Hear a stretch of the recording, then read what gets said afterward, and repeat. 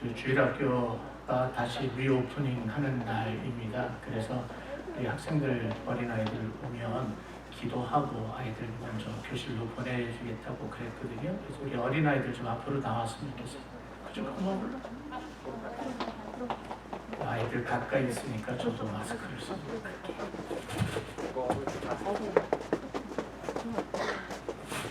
올라오세요. 그래. 많이 컸어요. 올라와. 많이 컸어요. 오케이. 이 친구는 카이예요. 카이 엄마는 저 뒤에, 티오 일로. 카이하고 티오가 형제고요. 저 뒤에 빨간색 옷 입고 있는 준이 자매가 엄마예요. 누나 아니에요. 엄마예요. 엄마고 여기 있는 친구하고 여기 있는 친구가 형제입니다. 이게 일러비 맞지? 둘 다 안경 썼냐? 일러비하고 그리고 까츠, 이게 일러비라고 부른 게요. 사실 영어 이름이 케일럽이에요. 케일럽인데 그냥 어렸을 때부터 애칭으로 얘 또 누구래? 일러비라고 부르고 있고 까츠인데 저 뒤에 나온 자매가 엄마예요. 지난번에 스티브가 그 맹장 수술했다는 친구가 아빠고요. 저기 나온 자매 한번 보세요. 예. 그리고 여기 있는 친구가 승현이, 여기가 갓 태어난, 우리 교회 제일 어린 아이는 이든이라는 아이인데요. 이든이는 지금 한국에 가 있어요. 이든이 다음으로 어린 아이가, 네? 누가 뭐라고 그랬는데? 도현이에요. 그리고 아린이었다. 이렇게 둘이 형제고요. 여기 선정 자매가 엄마이고, 우리 아린이 지난 몇 달 동안 또 한국 갔어요. 한국 가자마자 또 다쳐가지고 어깨가 또 부러지고 뭐 하여튼 그랬어요. 예, 여기 아린이고요. 아린이 엄마가 저 뒤에 기선자매예요. 이렇게 손 한번 흔들어 주세요. 저 자매가 엄마입니다. 예. 우리 기도하고 예배 들어가는데 저 뒤에 우리 그 조나탄하고 그리고 이진희 집사님 그리고 애슐리 어디 갔어요? 하지 않았어요? 이렇게 세 명이 주일학교 교사들입니다. 여러분들 보시고 사랑해 주시면 고맙겠습니다. 우리 기도하겠습니다. 전능하신 아버지 하나님, 여기 하나님께서 우리 교회에게 허락하여 주신 자녀들이 있습니다. 우리 교회를 위해서만이 아니라 하나님의 나라를 위한 귀한 일꾼들입니다. 하나님, 한국에 나가 있는 이든이부터 시작해서 이 모든 자녀들이 하나님 앞에서 강건한 모습으로 무럭무럭 자라나게 하여 주셔서 하나님의 나라를 위한 일꾼들이 되게 하여 주시옵소서. 하나님, 오늘부터 주일학교를 리오프닝을 합니다. 가르치는 선생님들에게 지혜를 주시고 능력을 허락하여 주시옵소서. 부모들에게 믿음의 믿음을 더욱더 허락하여 주셔서 믿음으로 잘 양육하는 귀한 부모들, 귀한 가정들 되게 하여 주시옵소서. 예수님의 이름으로 기도하옵나이다. 아멘. 우리 박수로 격려합니다. 클래스로 가세요. Go, you may go.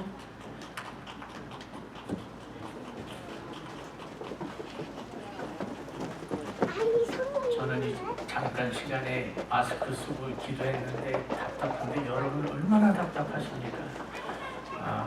그래도 잘 참고 계셔서 정말 감사드립니다. 이제 우리 다 같이 머리 숙여서 기도함으로 하나님 앞에 신령과 진정으로 예배드립니다.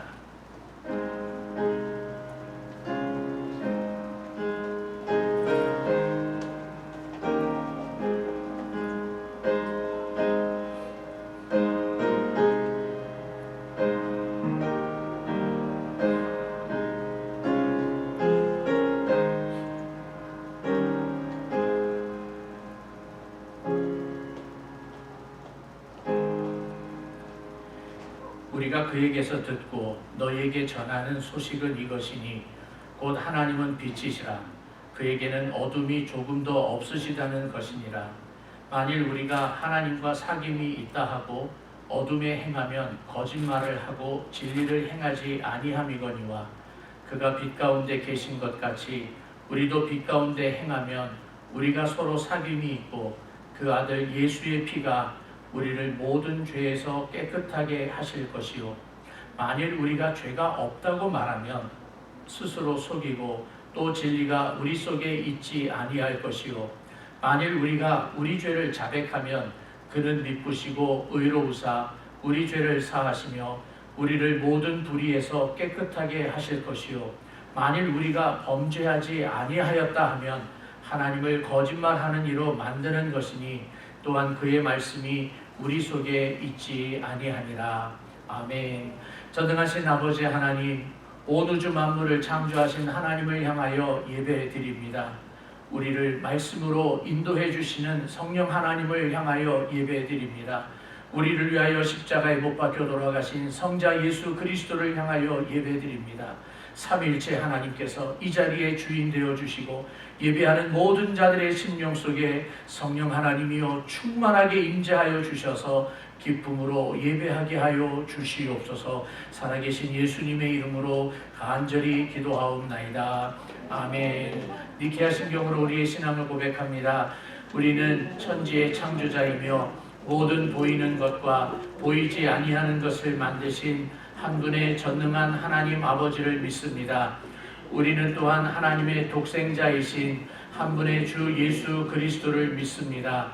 그는 영원 전에 성부에게서 태어난 신 중의 신이며 빛 중에 빛이고 참신 중에 참신으로서 창조되지 않고 출생되었으며 모든 것을 창조하신 성부와 동일한 본질을 가지고 있으신 분입니다.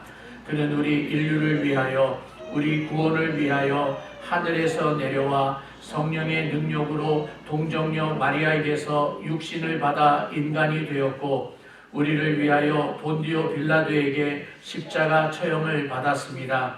그는 고난을 받고 장사되었으며 성경대로 사흘 만에 부활하여 하늘에 오르사 아버지의 우편에 앉으셨습니다.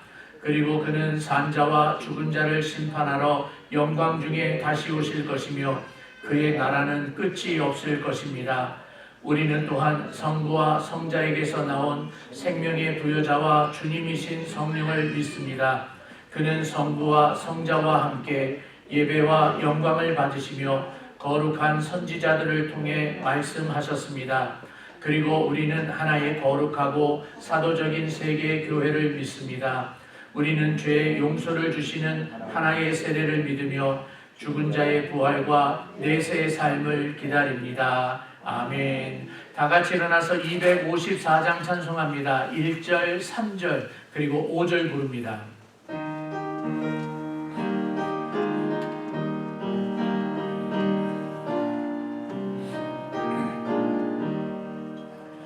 내 주의 보혈은 정하고 정하다. 내 죄를 정케 하신 주 날 오라 하신다. 내가 주께로 지금 가오니 십자가의 보혈로 날 씻어주소서. 날 오라 하심은 온전한 믿음과 또 사랑함과 평안함 다 주려 함이라. 내가 주께로 지금 가오니 십자가의 보혈로 날 씻어주소서. 그 피가 맘속에 큰 증거 됩니다. 내 기도 소리 들으사 다 허락하소서. 내가 주께로 지금 가오니 십자가의 보혈로 날 씻어주소서.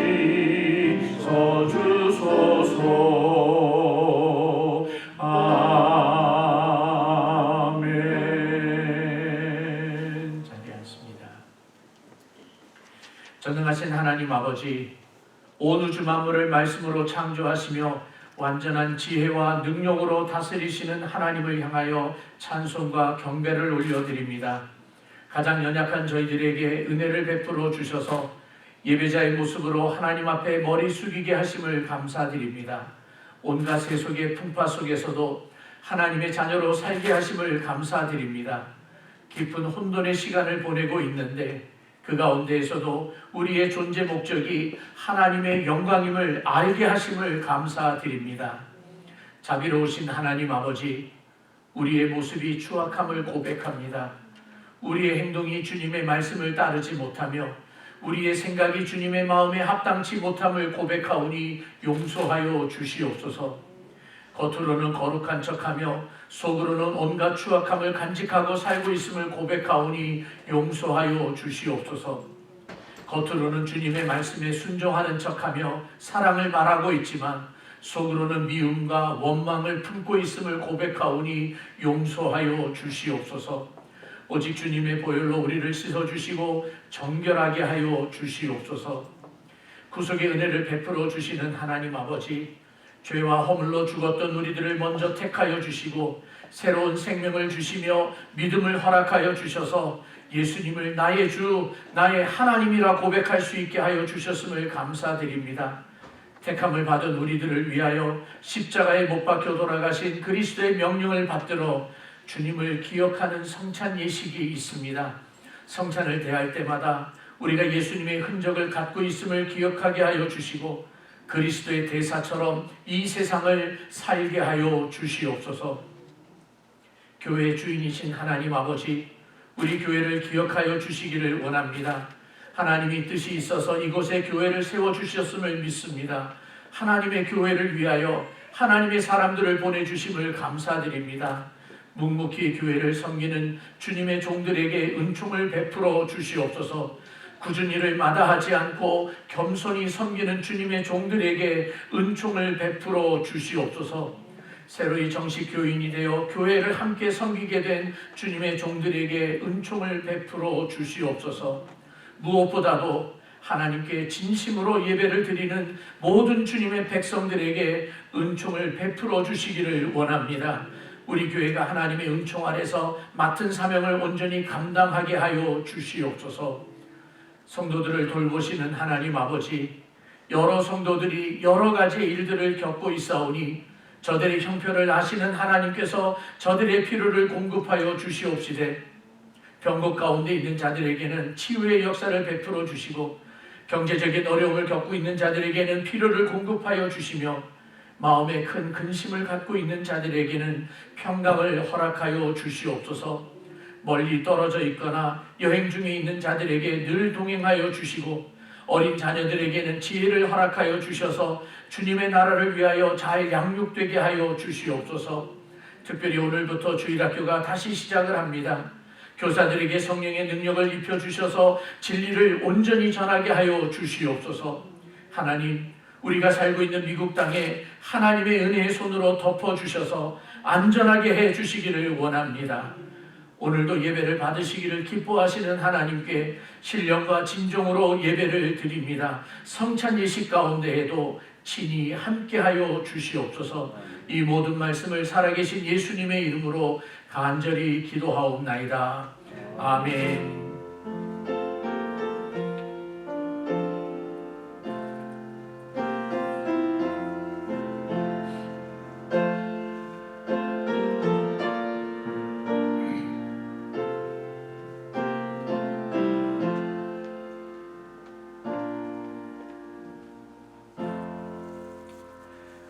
오늘은 성찬 예식이 있는 날입니다. 전통적으로 교회는 주일날 예배를 드릴 때 한 예배 시간에 2개의 예배를 드린다고 가르칩니다. 하나는 일반 예배고 하나는 성찬 예배입니다. 성찬식은 그래서 또 하나의 예배와 같습니다. 그래서 오늘 하나님의 말씀을 제가 읽고 하나님의 말씀도 여러분들에게 간단하게 전하고자 합니다. 하나님의 말씀은 고린도전서 11장 23절에서 29절입니다. 여러분들이 많이 들었던 이야기입니다. 내가 너희에게 전한 것은 주께 받은 것이니 곧 주 예수께서 잡히시던 밤에 떡을 가지사 축사하시고 떼어 이르시되 이것은 너희를 위하는 내 몸이니 이것을 행하여 나를 기념하라 하시고 식후에 또한 그와 같이 잔을 가지시고 이르시되 이 잔은 내 피로 세운 새 언약이니 이것을 행하여 마실 때마다 나를 기념하라 하셨으니 너희가 이 떡을 먹으며 이 잔을 마실 때마다 주의 죽으심을 그가 오실 때까지 전하는 것이니라. 그러므로 누구든지 주의 떡이나 잔을 합당하지 않게 먹고 마시는 자는 주의 몸과 피에 대하여 죄를 짓는 것이니라.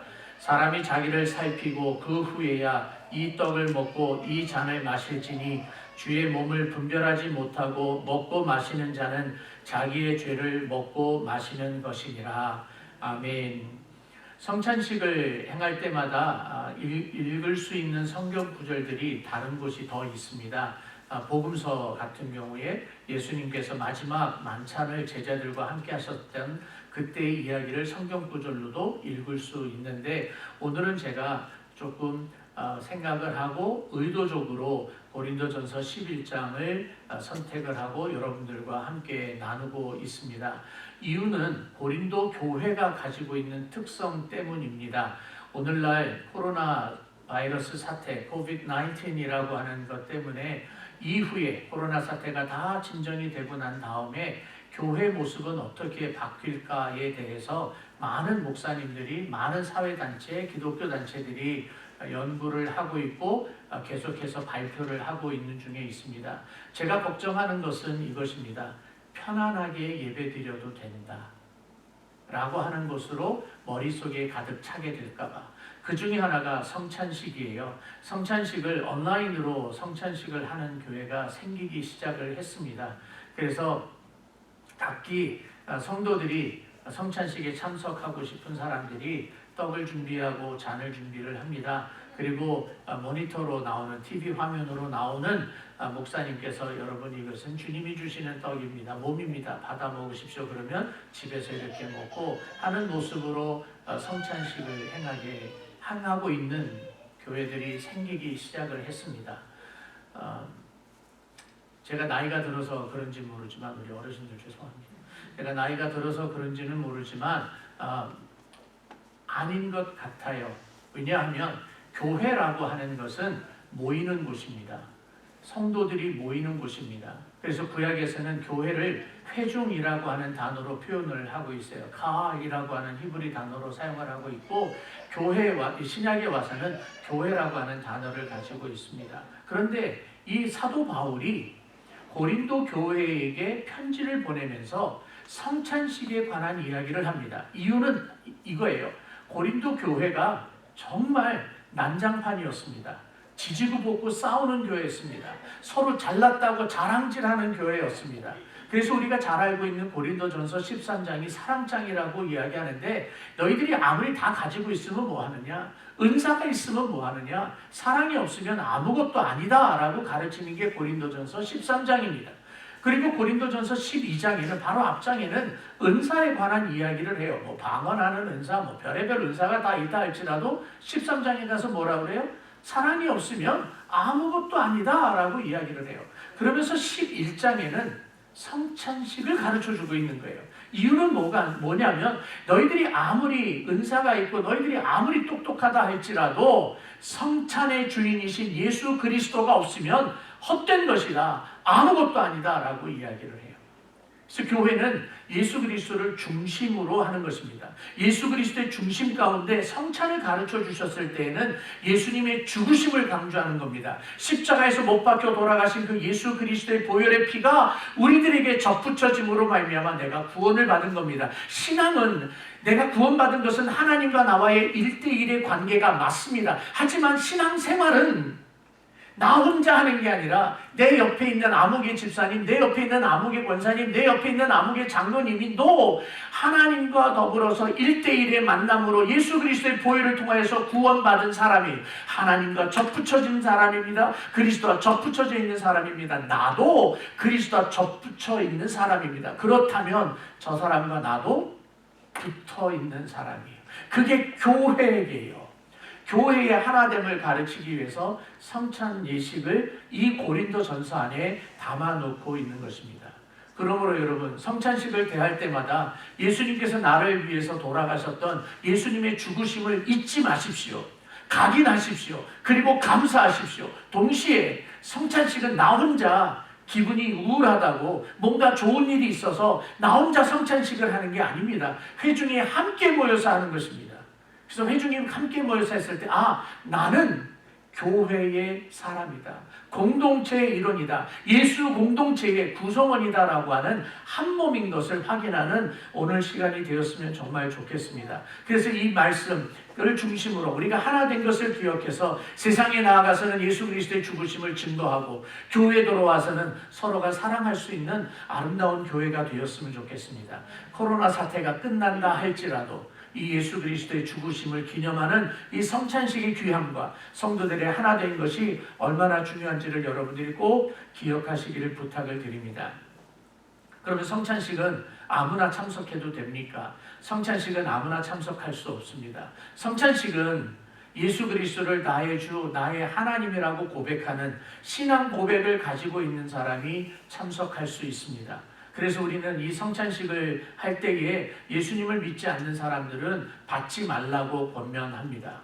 또한 예수님을 믿는다 할지라도 하나님 앞에서 죄 지은 것이 아직 해결이 되지 않았다면 회개하고 참석해야 합니다. 그래서 교회는 2주 전부터 언제 성찬식이 있습니다. 회개하고 성찬식을 맞이하기를 바랍니다라고 광고를 하는 이유가 거기에 있습니다. 하나님 앞에서 부끄러움이 없는 모습으로 성찬식에 참여하는 저와 여러분들이 되기를 꼭 부탁을 드립니다. 기도하겠습니다. 전능하신 아버지 하나님, 이제 사랑하는 성도들과 함께 예수님께서 예수님의 죽으심을 기념하라고 명령하신 그 성찬 예식에 참여하고자 합니다. 떡을 받으며 잔을 받을 때에 예수님께서 나를 위해서 십자가에 못 박혀 돌아가신 것을 기억하게 하시고 나 혼자 받는 것이 아니라 하나님의 자녀들이 교회가 함께 받고 있음을 기억해서 교회를 귀하게 여기는 귀한 성도들 되게 하여 주시옵소서. 성찬식이 진행되어지는 동안에 악한 사탄 마귀 틈타지 못하도록 하나님 지켜 주시옵소서. 살아계신 예수님의 이름으로 간절히 기도하옵나이다. 아멘. 이제 여러분들 장갑을 끼시는데요. 일부 예배 때 해서 경험이 생겼는데 손가락이 끝에까지 가도록 꼭 껴주시기 바랍니다. 떡을 받고 잔을 받으시는데 끝에가 이렇게 덜렁덜렁 남아있으니까 이게 막 포도주 잔에 이렇게 들어가려고 하기도 하고 그러니까 끝까지 여러분들이 껴주시면 고맙겠습니다.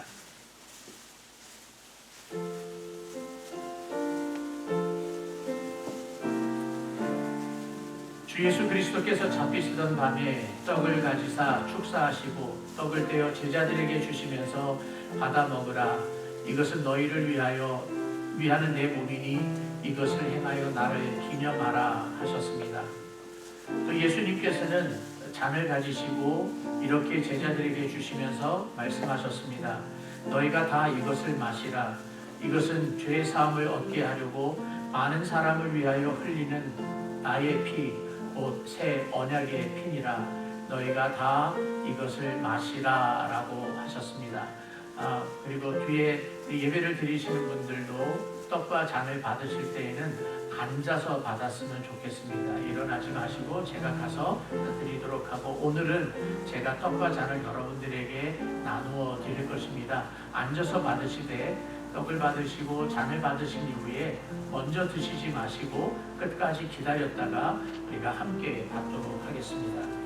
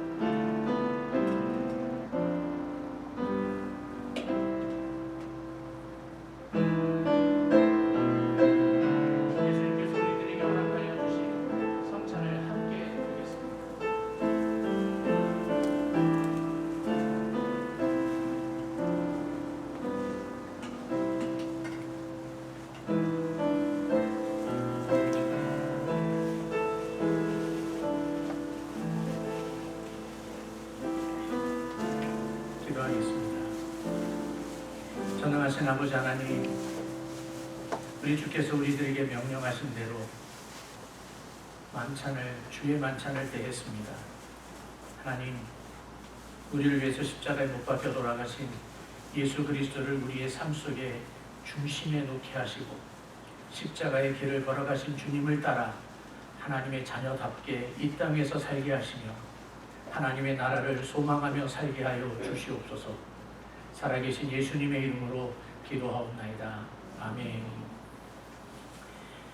여러분 쓰셨던 장갑과 그리고 여러분이 만지셨던 잔은 예배 마치시고 나가실 때 밖에 있는 쓰레기통에 바로 넣어주시면 고맙겠습니다. 우리 앞뒤 좌우분들하고 같이 인사할까요? 샬롬, 반갑습니다. 오래간만에 뵙는 분들 많이 있어요. 예, 정말들 잘 오셨어요. 특히 자녀들 있는 우리 아기 엄마들 반갑습니다. 환영합니다. 그리고 한국에 갔다가 오신 우리 기선자매도 환영하고요. 몇 가지 광고가 있는데 지난 금요일이 8월달 이후로 네바다주에 그 코로나 하루 감염자 최다 인원이 나왔다고 해요. 그러니까 잠잠해지지 않고 있으니까 끝까지 조심해 주시고, 교회도 이제 주일학교를 오프닝을 했기 때문에 다시 열었기 때문에 이제 한두 사람씩 더 많아지고 있잖아요. 그럴수록 더 조심해 주시면 정말 고맙겠습니다.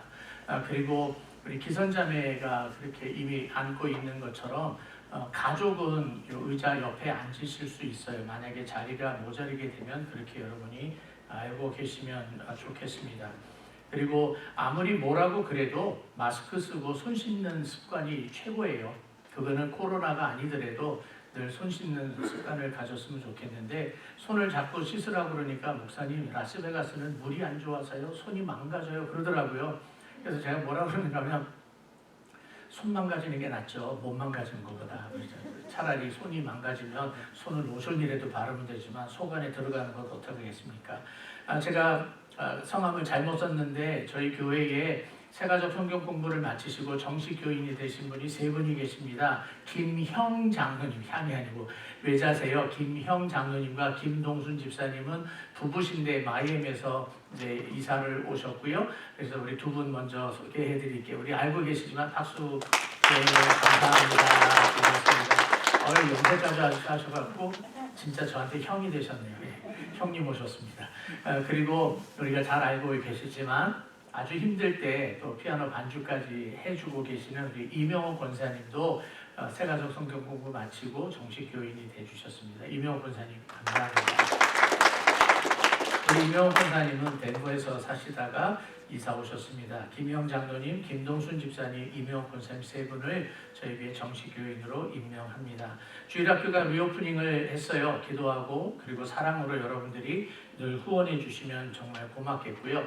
돌아오는 화요일이 되면 여호수아서를 가지고 새벽에 설교했던 것이 이제 마치게 됩니다. 그러면 곧바로 이어서 사사기를 가지고 또 설교를 하게 될 텐데, 이 새벽 묵상 설교를 듣기를 원하시는 분, 음성 파일로 듣기를 원하시는 분은 저에게 미리 알려주시면 여러분들에게도 음성 파일을 전달을 하도록 하겠습니다. 다만 2가지 조건이 있는데요.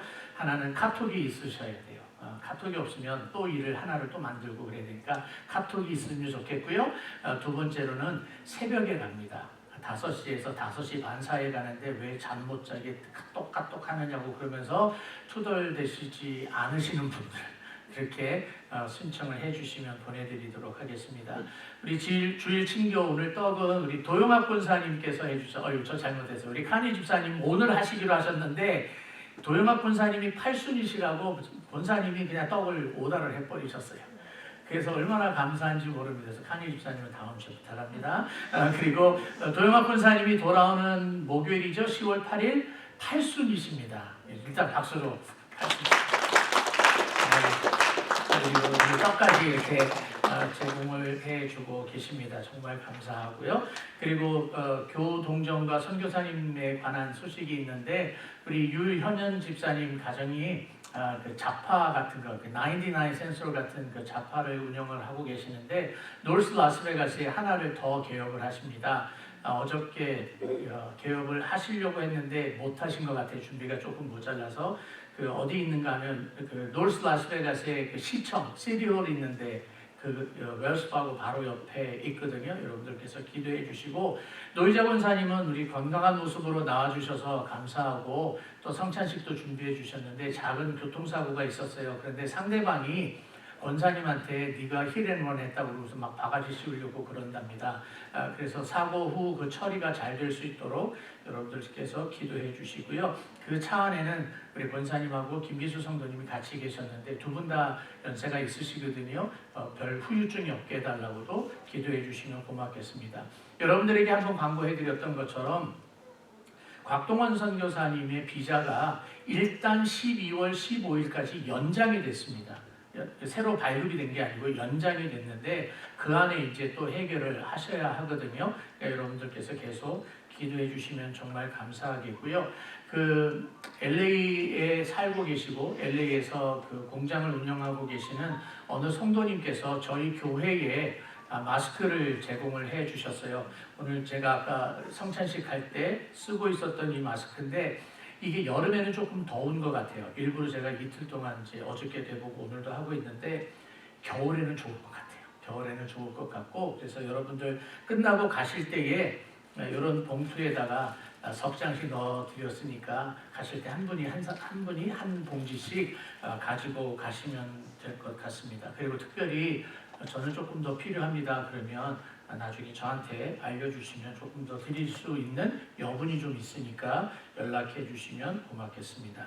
다른 방법 없으면 우리 기도하고 하나님의 말씀 듣도록 하겠습니다. 전능하신 아버지 하나님, 하나님 앞에 간구하는 것을 주께서 들어주시고 응답해 주시기를 원합니다. 우리 노이자 권사님 교통사고 이후에 건강의 문제뿐만 아니라 사고 처리까지 하나님께서 책임져 주시고 인도하여 주시옵소서. 도영옥 권사님 이번 목요일날 팔순이 되십니다.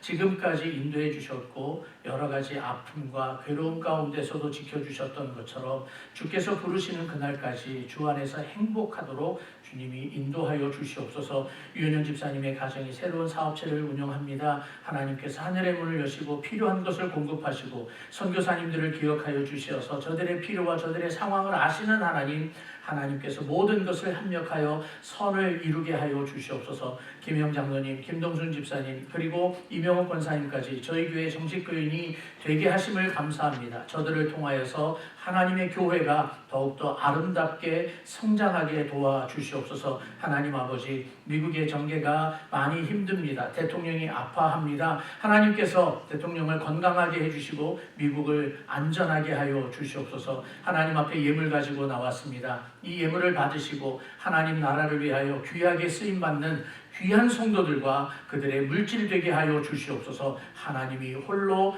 영광받아 주시옵소서. 주의 말씀을 듣기를 원합니다. 말씀을 전하는 자나 듣는 자가 동일한 성령 안에서 은혜 받게 하여 주시고 특별히 이사야서를 통하여서 교회를 향한 꾸지람을 귀담아 듣게 하여 주시옵소서. 살아계신 예수님의 이름으로 간절히 기도하옵나이다. 아멘.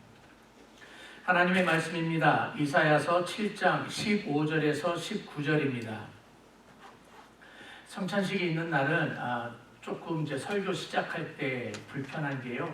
자꾸 침이 생겨가지고요. 이렇게 뭐 버벅 되는 사람이 더 버벅을 됩니다. 처음에만 좀 양해를 해주시면 고맙겠습니다.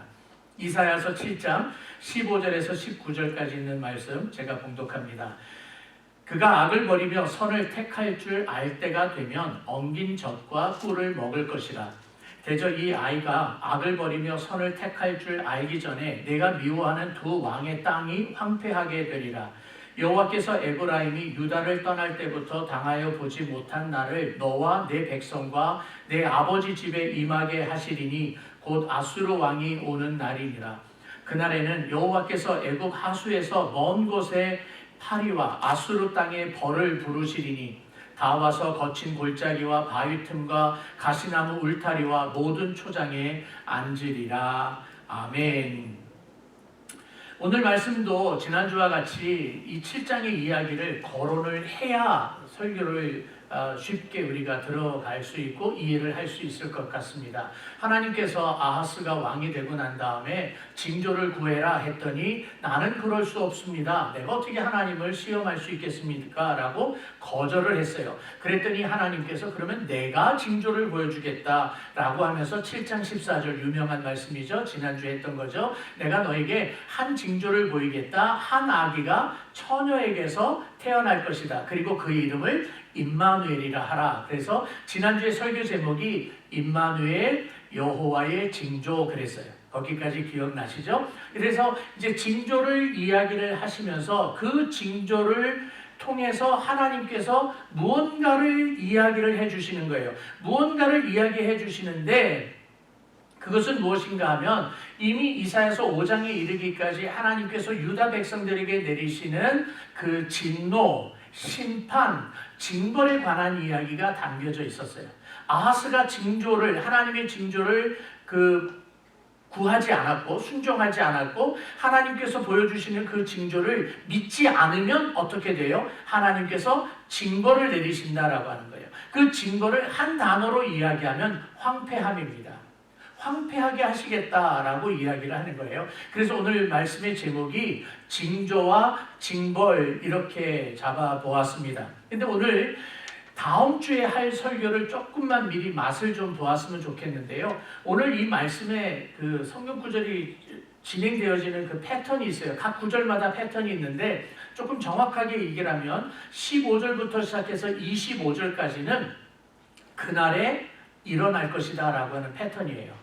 우리 한글 성경은 이따가도 한번 반복을 하게 되겠지만 한글의 그 문법은 주어가 있고 동사가 있는데 좀 떨어져 있어요. 주어가 나오고 그다음에 서술하는 것이 막 나오고 난 다음에 마지막에 가서 동사가 나오는 경우가 많이 있거든요. 그런데 영어식으로 우리가 생각을 하면 히브리어가 영어로 번역할 때 조금 더 편안한 것 같아요. 히브리 원문에 오늘 본문의 15절부터 25절까지는 어떤 스타일로 되어 있는가 하면 주어와 동사가 같이 붙어져 있어요. 그게 뭐냐면 그날에 일어날 것이다 라고 하는 거예요. 그날에 일어날 것이다. 여호와께서 일으키실 것이다. 이런 식으로 이야기를 하는데 오늘 읽었던 말씀에 18절에 그날에는 부르실 것이다. 20절에는 그날에는 깎으실 것이다. 21절에는 그날에는 기르실 것이다. 23절에는 그날에는 날 것이다. 그러면서 그날에는 있을 것이다. 그날에는 있을 것이다. 그러면서 무엇이 있다라고 나중에 설명을 해요. 그래서 오늘과 다음 주의 설교는 사실은 하나의 설교인데 큰 제목이 뭐냐면 그날에 일어날 것이다예요. 근데 오늘은 앞에 부분을 가지고 징조와 징벌을 이야기할 것이고요. 다음 주에는 그날에 대해서 우리가 이야기를 하고자 합니다.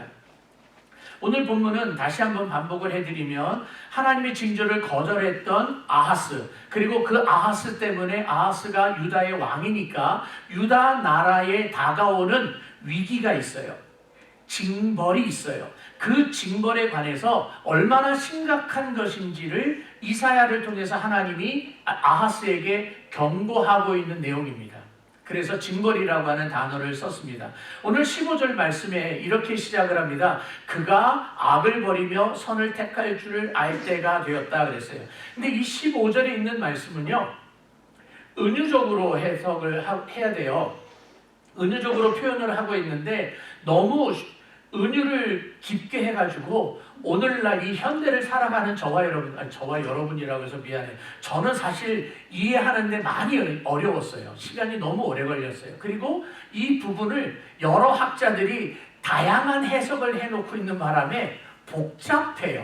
그래서 제가 나중에는 다 이렇게 덮어버리고 최소한 이사야서 6장에서부터 12장까지에 있는 전체 문맥, 전체 큰 그림 속에서 이게 무슨 뜻인지를 쉽게 찾아내고 여러분들과 쉽게 이해를 하려고 합니다. 15절에 뭐라고 시작을 하고 있는가 하면 그가 악을 버리며, 그럼 여기서 그는 누구예요? 거기서부터 우리가 찾아가는 거예요. 그는 누구예요? 14절에 있는 한 아기예요. 처녀가 한 아기를 낳을 것이다, 한 아들을 낳을 것이다 그랬거든요. 그리고 그의 이름을 임마누엘이라고 그랬고 그 처녀가 아기를 낳는 것을 하나님의 징조라고 그랬어요. 여기까지 여러분 따라오셨죠? 그러면서 15절에 들어가기를 그가, 그러니까 처녀로부터 태어난 그 아기가 라는 뜻이에요. 그래서 이 처녀로부터 태어난 아기가 자라서 이 엉긴 젖과 꿀을 먹을 것이다 라고 했죠. 그러면 엉긴 젖은 무엇인가 하면 그냥 쉽게 이야기를 하면 치즈 정도로 여러분이 생각하시면 돼요. 갓 태어난 아기가 치즈를 먹고 꿀을 먹기까지 어느 정도 시간이 좀 필요하죠. 엄마가 아기를 낳았는데 그렇게 기다리고 기다렸던 아기가 10년 동안 아기를 못 낳았어요. 아기가 안 되는 거예요. 근데 아기가 10년 만에 아기가 들어섰고 아기가 응애 하고 태어났어요. 그러면 좋아요, 안 좋아요? 좋죠. 아기가 이렇게 태어났어. 그래갖고 너무 기뻐갖고 태어난 아기한테 로얄 젤리를 확 먹여요, 안 먹여요? 안 먹이죠. 아기가 태어나자마자 입에다가 이거는 고급 치즈야. 저희 스위스에서 갖고 온 거야. 그러면서 치즈 먹여요, 안 먹여요? 안 먹이죠. 그 치즈와 그 꿀을 먹을 때까지 저는 잘 모릅니다만 틀리면 용서해 주세요. 하여튼 최소한 1년은 넘어야 될 거 아니에요. 1살이 안 된 목사님의 친구 아들한테 제가 콜라를 먹였다가요. 그 사모님한테 욕을 바가지로 먹었고요. 지금까지도 욕을 먹고 있어요. 1살도 안 된 아이한테 콜라 먹였다고 그러는데 함부로 먹이지 않잖아요. 그 다음에 17절에는 그 아기가 선과 악을 구별할 때까지라는 말을 써요. 자, 아기가 태어나자마자 이거는 옳은 거예요, 이거는 틀린 거예요. 엄마 나를 젖 먹일 때 오른쪽부터 먹여야지 왜 왼쪽부터 먹이는 거예요? 갓 태어난 지 24시간도 안 된 아기가 얘기해요, 안 해요? 그런 얘기 안 하잖아요. 아빠 왜 하실 때 그렇게 하는 거예요? 말은 엄마한테 그렇게 얘기를 하시는 게 아니에요. 2달 된 아기가 얘기해요, 안 해요? 뭐가 잘 됐고 뭐가 나쁜 것이 몰라요. 그렇죠. 근데 그 아기가 자라서 선한 것과 악을 구분할 때쯤이라고 하는 얘기는 요즘 아이들은 영악해가지고요. 돌만 지나봐요. 엄마의 음성이 그 톤의 색깔이, 음성의 색깔이 어떤 거냐에 따라서 엄마의 기분까지 파악을 해요. 눈치를 봐요. 그리고 조금만 더 커봐요. 그냥 곧바로 아빠는 왜 그렇게 하는데? 그러면서 따지기 시작한다고요. 선과 악을 구분하는 거예요. 그러면 그렇게 선과 악을 구분을 하고 치즈를 먹고 꿀을 먹을 수 있는 정도의 나이라고 하면 2살에서 3살 정도예요. 자, 그럼 이제 정리할게요. 그 어린아이가 2살에서 3살이 되기 전까지 이런 뜻이에요. 그 아기가 2살, 3살이 되기 전까지 어떤 일이 하나가 일어난다라고 하는 겁니다. 그 일이 어떤 일인가 하면 16절 끝에 말씀에 내가 미워하는 두 왕의 땅이 황폐하게 될 것이다 라고 하는 겁니다. 자, 역사 이야기로 다시 돌아갑니다. 우리 했던 이야기예요. 아하스가 유다나라는 남쪽 나라입니다. 남쪽에 왕이 되었어요. 북쪽에는 이스라엘이라고 하는 나라가 있는데 이 북이스라엘의 왕과 그 옆에 있는 아람이라고 하는 왕 둘이서 짝짝꿍을 해요. 동맹을 맺었어요. 동맹을 맺으면서 유다 왕 아하스를 몰아내려고 하는 거예요. 쫓아내려고 하는 거예요. 그러니까 아하스는 그 이야기를 듣고 두려워했겠지요. 두려워서 덜덜덜덜 떨면 하나님께 기도해야 되는데 하나님께는 기도 안 하고 하나님을 믿지 아니하고 누구에게 지금 손을 내밀고 있어요? 아수르라고 하는 나라에게 손을 내밀고 있는 거예요. 그런데 이스라엘을 통해서 하나님께서 뭐라고 하시는가 하면 이 아기가 태어나서 치즈와 꿀을 먹기까지 그리고 선과 악을 구분하는 그 나이가 되기까지 아까 한 2년에서 3년 정도예요. 2~3살 되기 전까지 이 두 나라 네가 미워하는 이 두 나라 그러면 북이스라엘과 아람이에요. 이 두 나라의 왕이 죽거나 그 나라가 멸망하거나 황폐하게 될 것이라는 거예요. 자, 하나님이 얼마 안 있으면 이루어지는 그 일에 대해서 지금 예고하고 계시는 거죠. 미리 말씀해주고 있는 거예요. foretell 해주고 계시는 거예요. 그러면 하나님이 예언을 하실 때, 예고해 주실 때 앞으로 이런 일이 있을 거야. 잘해봐. 이러시는 거예요? 아니면 앞으로 이렇게 해줄 테니까 나 믿어야지. 이 얘기 하시겠어요? 앞으로 이런 일이 있으니까 나 믿어라. 두려워하지 말고 나 믿어라 그랬더니 아하스가 하나님 잘못했습니다. 내가 지금부터 하나님만 믿고 살겠습니다 라고 했나요? 아니면 하나님을 믿지 아니하고 아수르를 믿었나요? 두 번째잖아요. 그렇죠? 하나님을 믿지 않고 아수르를 믿어버린 거예요. 근데 결국에는 어떻게 되는가 하면 이따가 이야기가 나오겠습니다만 결론으로 이야기하면 아하스가 하나님을 의지하지 않고 아수르를 의지했더니 하나님이 그래 내가 아수르 보낼게. 아수르 왕과 아수르의 군대를 보내서 유다 나라를 잘 되게 했나요? 힘들게 했나요? 힘들게 하는 거예요. 이것이 바로 인간의 얄팍한 지식이에요. 인간의 얄팍한 지혜예요. 아하스는 하나님을 믿지 않아도 자기가 무언가를 이룰 수 있다고 착각하고 있었고, 하나님께 기도하지 않아도 자기는 유다 나라를 잘 다스릴 것이라고 착각하고 있었어요. 하지만 인간의 지혜는 하나님의 지혜를 넘어설 수 없습니다. 결단코 하나님의 지혜를 넘어설 수 없습니다. 인간의 힘은 하나님의 능력을 결단코 넘어설 수 없습니다. 믿으십니까? 제가 조금만 험한 단어를 쓰겠습니다. 우리 가슴에 팍팍 맺히라고, 잊어버리지 마시라고 조금 험한 말을 하겠습니다. 여러분, 하나님 앞에서 잔머리 굴리지 마십시오. 정말입니다. 하나님 앞에서 하나님이 지금 불꽃 같은 눈동자로 우리를 지켜보고 계시는데, 이렇게 하면 될 거야, 저렇게 하면 피해갈 수 있을 거야, 이렇게 하면 뭐 성경에서가 어떻게 얘기했든 간에 이렇게 하면 될 거야. 하나님이 어리석은 분이 아니십니다. 하나님이 조롱받는 분이 아니십니다. 하나님 앞에 잔머리 굴리지 않는 저와 여러분들 되었으면 좋겠습니다. 아하스 왕이 그렇게 했기 때문에 그렇습니다. 그런데 이 징벌에 대해서 선언을 지금 하고 있는 거예요. 징벌에 대해서 선언을 하고 있는데, 제가 앞에 자막을 만들었거든요. 이사야가 이렇게 이야기를 하는 거예요. 아하스 혹은 아하스 왕이여, 당신은 지금 하나의 징조를 구하는 것을 거절했습니다. 즉 순종하지 않은 거예요. 그러므로 하나님께서 대신 징조를 주실 것인데, 이 징조는 자기 백성에게 구원을 가져다 주시는 메시아 임마누엘, 처녀로부터 태어나는 그 아기, 그 징조의 탄생 가운데서 결국은 발견하게 될 것입니다. 하지만 당신에 대해서는 하나님께서, 주께서 아수르 왕을 보내실 것입니다. 아수르 왕을 왜 보내는 줄 아십니까? 당신이 데리고 오고 당신이 도와달라고 초청했기 때문에 아수르가 오는 게 아닙니다. 하나님께서 보내주시는 것인데, 이것은 당신이 하나님께 구하는 징조를 거절했기 때문입니다. 무서운 이야기를 하고 있는 거예요.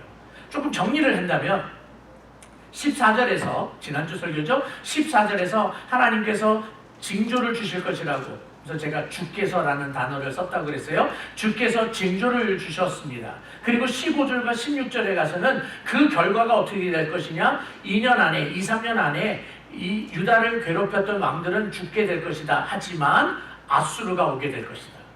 그 이야기를 하고 있고, 17절에 가서는 그 일을 하나님께서 이루시겠다. 아하스와 유다라고 하는 그 나라에 대해서 하나님의 징벌, 하나님의 징조를 믿지 아니하는 그 백성들에게 그 징벌을 이루시겠다라고 확인하고 계시는 모습이 17절에 있는 말씀이에요. 17절을 제가 다시 읽어볼게요. 17절에 뭐라고 되어 있는가 하면, 여호와께서 에브라임이 유다를 떠날 때부터 당하여 보지 못한 날을 너와 내 백성과 내 아버지 집에 임하게 하시리니 곧 아수르 왕이 오는 날이니라. 이 17절 말씀이요, 대단히 중요한 말씀이에요. 에브라임이 유다를 떠날 때가 언제인 줄 아십니까? 솔로몬 왕이 죽고 난 다음에 이스라엘이라고 하는 나라가 남북으로 나뉘어요. 두 동강이 되어져요. 마치 우리 대한민국처럼 두 동강이 되어져서 북쪽에는 이스라엘, 남쪽에는 유다라고 이야기하는 거예요. 그래서 남쪽에는 르호보암, 솔로몬의 아들이 르호보암이 왕이 되고, 북쪽에는 여로보암이 왕이 되는 거예요. 그러니까 두 나라가 나눠지고 난 다음부터 지금까지 한 번도 당해보지 못한 일들을 너희가 당하게 될 것이다. 무서운 이야기예요. 작년 가을부터 한국에서 많이 쓰던 단어가 있잖아요. 용어가 있잖아요. 한 번도 경험해보지 못한 나라. 이 말 많이 쓰잖아요. 그것보다 더 심각한 상태예요, 지금. 유다에게 닥치는 것이. 근데 이 17절이 굉장히 중요한데, 우리 앞에 그 영어로 좀 되어 있는데요. 여러분들께서 영어를 같이 좀 봐주셨으면 좋겠어요. 히브리어의 원문과 가깝게 영어가 번역이 되어 있어요. 구조상으로. 우리 한글 성경은 아까도 말씀드렸듯이 주어와 동사가 이렇게 벌어져 있다고 그랬죠. 한글 성경은 여호와께서, 그리고 쭉쭉쭉쭉 하고 내 아버지 집에 임하게 하시리니 라고 되어 있어요. 근데 영어 성경은 The Lord will bring upon you, 주께서 가져오게 될 것이다, 너희에게 가져다 줄 것이다 라고 하는 것이 앞에 붙어 있어요. 그러니까 여호와께서 너희에게 임하게 하실 것이다 라고 이야기해요. 강조하는 거예요. 주어와 동사가 앞에 붙어 있을 때에는 히브리어가, 그리고 헬라어도 마찬가지입니다만, 무언가를 강조하기 위해서 주어와 동사가 붙여져 있을 때가 많아요. 그런데 이 구절에서 아주 독특한 것이 또 하나 담겨져 있어요. 우리 한글 성경의 맨 마지막 부분을 볼게요. 임하게 하시리니 곧 아수르 왕이 오는 날이니라 라고 되어 있어요. 근데 히브리 원문에 가보면 오는 날이니라, 그리고 맨 마지막에 아수르 왕 이렇게 되어 있어요. 영어가 그렇게 되어 있어요. Deported from Judah 해놓고 나서 The King of Assyria 라고 되어 있어요. 그 단어가 맨 마지막에 나와 있는데 히브리 원어에도 그렇게 되어 있어요. 이게 무슨 말인가 하면 굉장히 지금 위험한 상태인 것을 경고하고 있는 거예요. 아스야, 네가 지금까지 한 번도 경험해보지 못한 큰 고난을 그날에 당할 거야. 아수르 왕, 이 말이에요. 근데 아수르 왕은 뭐예요? 아스가 아수르 왕에게 도움을 지금 청하고 있는 거예요. 근데 하나님은 뭐라고 그러세요? 그 아수르 왕이 오면 너는 한 번도 경험해보지 못한 고난을 당하게 되겠다는 거예요. 인간은 아수르 왕에게 도움을 청하면 모든 것이 해결될 거라고 생각하고 있었어요. 잔머리. 근데 하나님은 하나님을 믿지 아니하는 자에게 아수르 왕을 보내주면서 고난을 주시겠다라고 이야기하는 거예요. 그런데 이 모습이 그냥 대충 되어지는 게 아니에요. 18절 말씀에 이 심각한 모습을 이렇게 비유를 하고 계십니다. 파리떼와 벌떼. 파리떼와 벌떼라고 하는 단어를 사용하고 계시는데, 이 파리떼는 어느 나라를 지금 얘기하고 있는가 하면 애굽, 이집트를 이야기하는 거예요. 지금 이스라엘, 유다가 중앙에 있다면 남서쪽으로는 이집트가 있고 애굽이 있고 북동쪽으로는 아시리아, 즉 아수르가 있는 거예요. 유다 나라가 정치적으로 혼란한 상태에 있고 부패하고 있고 썩어져 있으니까 강대국들이 호시탐탐 노리고 있는 거죠. 마치 구한말 때처럼, 조선이 망할 때처럼 마치 조선이라고 하는 나라가 힘들고 그냥 부조리가 있고 부패가 있고 타락하고 있는 그런 모습이니까 그냥 온갖 강대국들이 조선을 잡아먹으려고 넘보고 있었던 때처럼 유다를 중심으로 해서 애굽이, 이집트가, 저기에서는 아수르가 지금 호시탐탐 노리고 있는데, 이 이집트는, 애굽은 어떻게 표현하고 있어요? 파리떼라고 표현을 하고 있어요. 왜 파리라고 표현을 하고 있는가 하면 18절 말씀에 하수라고 하는 말이 있어요. 물이라고 하는 말이 있는데, 그것은 애굽의 하수는 나일강을 이야기합니다. 그 나일강에 있는 파리를 다 불러온다는 거예요. 그런데 왜 하필이면 파리일까? 여러분들이 모세를 통하여서 바로 왕에게 하나님께서 경고하고 이스라엘 백성들을 데리고 나왔던 출애굽 사건을 기억하셔야 됩니다. 그 출애굽 사건에서 보면 하나님께서 10가지의 재앙을 이집트 땅에 내리시는데, 그 10가지의 재앙 중에 하나가 파리 재앙이에요. 파리떼를 보내시는 거예요. 그럼 왜 하필이면 파리일까? 모기는 안 될까? 귀뚜라미는 안 될까? 우리 그런 생각할 수 있잖아요. 왜 하필이면 파리일까? 왜냐하면 이집트 사람들이, 애굽 사람들이 그때 당시에 파리를 신으로 섬겼어요.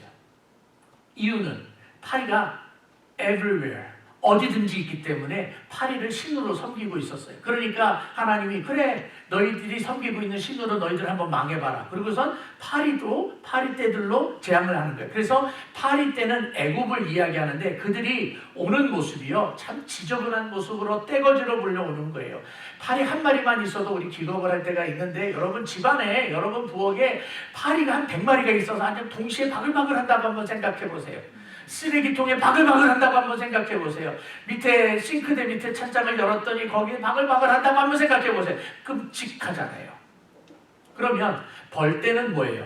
벌떼는 아수르를 이야기합니다. 왜냐하면 고대 문헌에 보면, 고대 문헌에 아수르라고 하는 나라를 이야기할 때에 양봉의 나라라고 해요. 양봉이 뭐냐면 꿀 채취하는 거죠. 양봉의 나라 그러면 아수르고, 양봉하는 사람 그러면 아수르 사람들을 이야기해요. 그래서 이 벌떼는 아수르를 이야기하는데요, 이 세주문 성경에서는 이 벌을 말벌이라고 번역을 해요. 저는 말벌이 조금 더 좀 가깝지 않을까 싶은데, 말벌 아니라 그냥 꿀벌이라도 저는 쏘일까봐 무서워서 도망을 가고 헐 뭐 이러기도 하거든요. 근데 그 말벌이 떼거지로 온다고 한번 생각해 보세요. 공격성을 가지고 덤빈다고 한번 생각해 보세요. 잔인한 모습이에요. 그래서 아수르는 마치 벌떼처럼 공격성을 가지고 오고 있고, 그리고 밑에 애굽에서는 파리떼처럼 지저분하고 잔인한 모습으로 온다는 거예요. 어디에? 유다 땅에. 이것이 아하스가 아수르 왕 좀 와주세요 라고 청했기 때문에, 아하스 때문에 아수르 군대가 오는 게 아니에요. 하나님께서 분명하게 뭐라고 이야기를 하고 계시는가 하면, 내가 그들을 불렀다라고 이야기를 지금 하고 계세요. 여러분, 이사야서 55장 26절에서 우리가 이런 이야기를 했어요. 하나님께서 휘바람을 부시면 열국을 부르신다고 그랬어요. 열국이 온다고 그랬어요. 하나님의 부르심이에요. 하나님의 부르심이다라고 하는 것은 하나님의 주권을 이야기하는 겁니다.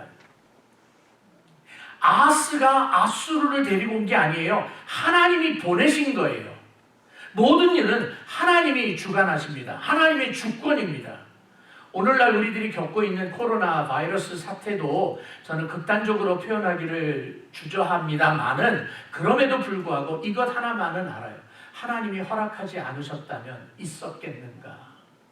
그렇다면 우리 예수님을 믿는 저와 여러분들이 해야 되는 것은 무엇인가 하면, 하나님 무엇을 원하십니까? 다른 사람들을 놓고 이야기하는 게 아니라, 우리는 그런 일이 있을 때마다 아유 저놈들 예수 안 믿어서 그래, 그러면서 세상을 향해서 손가락질을 하는데요, 그 전에 우리가 해야 될 것이 있어요. 하나님, 우리 교회를 향한 하나님의 꾸지람은 무엇입니까? 하나님의 책망은 무엇입니까를 귀담아 들어야죠. 하나님께서 아수르를 부르시는 겁니다. 애굽을 불러 오르시는 겁니다. 왜요? 그것이 징벌이니까, 심판하기 위해서. 근데 더 큰 문제가 있어요. 더 큰 문제가 뭐냐면 19절 말씀에 뭐라고 했는가 하면, 이 벌떼가 몰려오고 파리떼가 몰려왔는데요, 바위 틈에도 있고 여기저기 다 있어요. Everywhere. 어디든지 다 있는 거예요. 다시 다른 말로 바꿔서 이야기하면, 파리떼와 벌떼를 피할 수 있는 곳이 없다는 겁니다. 절대로 없습니다. 유다 땅에 아수르가 침범해 오고 있을 때에 피할 수 있는 것이 없습니다. 아하스가 아무리 왕이라 할지라도 아하스 왕이 피할 수 있는 것은 없습니다. 유다 백성이 돈이 있다 할지라도 피할 수 있는 것이 없습니다. 권력을 갖고 있다고 해도 하나님의 징벌을 피할 수 없습니다. 예수님께서 다시 오시는 그날을 기억해 보십시오. 마지막 심판 때를 생각해 보십시오. 예수님께서 백마를 타시고 심판주로서 불금을 가지고 이 세상에 오실 것입니다. 피할 수 있는 사람이 있겠습니까? 없습니다. 우리는 오늘 이 말씀 속에서 세 가지의 교훈을 얻을 수 있습니다. 이 세 가지를 이야기하고 마칠까 합니다. 첫 번째는 뭔가 하면, 하나님 앞에서 잔머리 굴리지 말자입니다. 정말입니다, 여러분. 잔꾀 쓰지 마십시오. 똑똑한 척 하지 마십시오. 하나님 앞에서 여러분 IQ 자랑하지 마십시오. 두 번째로는 하나님의 주권입니다. 하나님이 아수르와 애굽을 하나님의 도구로 사용하고 계시는 겁니다. 아하스를 책망하고 유다를 책망하기 위해서 도구로 사용하고 계시는 겁니다. 혹시 여러분들이 지금 겪고 있는 일들, 아픔의 일들이 있다면 하나님께서 여러분들을 성숙하게 하시고 여러분들을 다듬으시기 위한 도구로 지금 사용하고 있다는 것을 믿으시고 겸손하게 무릎을 꿇으십시오. 마지막으로, 하나님의 진노를 피할 것이 없다입니다. 피할 수 없습니다. 예수님을 믿지 않는 사람들에게 다가오는 마지막 심판 때에 그 하나님의 진노를 예수님을 안 믿는 사람은 절대로 피하지 못합니다. 믿으십니까? 절대로 피하지 못합니다. 그러면 지금부터 여러분 2분만 잘 들어주십시오. 제가 말장난하겠습니다. 예수님을 믿는 우리들은 내가 예수를 믿으니까 하나님의 진노, 마지막 때 있는 하나님의 심판을 피할 수 있다고 생각하십니까? 제가 말장난이라고 그랬어요. 다시 이야기할까요? 내가 예수를 믿고 있으니까 마지막 때에 오는 하나님의 심판을 내가 피할 수 있습니까? 못 피합니다, 여러분. 저의 포인트는 뭐였냐면 나예요. 내가 중심되어 있으면 못 피합니다. 그런데 하나님의 진노가, 예수님 오시는 마지막 때에 그 심판이 올 때에 그 심판이 우리를 피해갑니다. 그 심판이 우리를 넘어갑니다.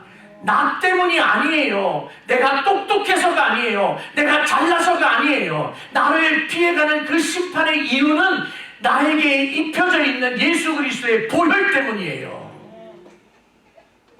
10가지의 재앙에서 마지막 심판, 죽음의 심판, 죽음의 사자가 왔을 때에 문설주의 어린 양의 보혈의 피가 묻어져 있었던 그 집에 들어가 있었던 사람들, 그 사람들 때문에 죽음의 사자가 넘어간 게 아니에요. 죽음의 사자는 어린 양의 피 때문에 넘어간 거예요.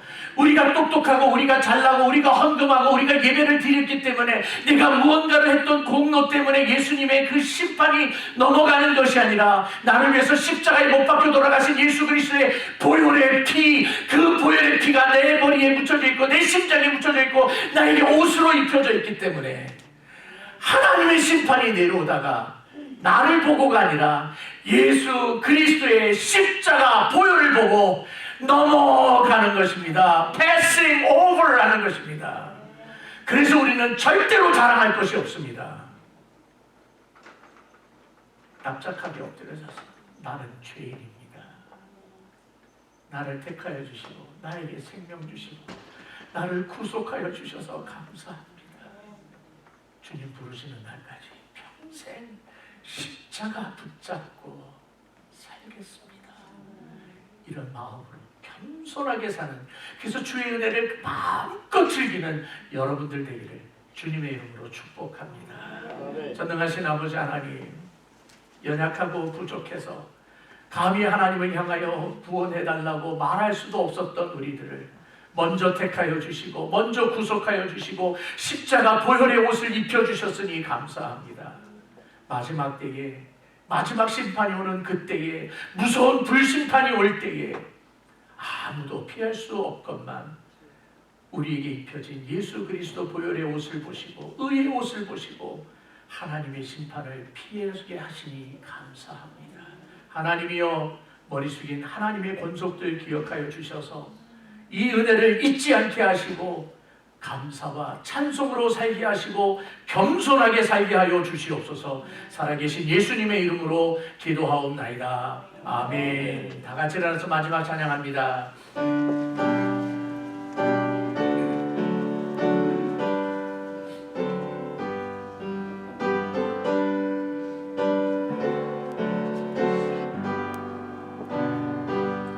찬양 성부 성자 성령 성삼위일체께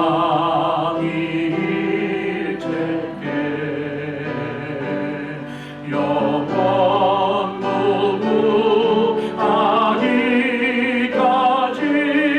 영광을 돌리세. 영광을 돌리세.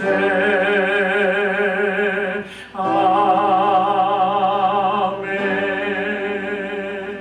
나가실 때 장갑과 컵 가지고 나가주시기 바랍니다.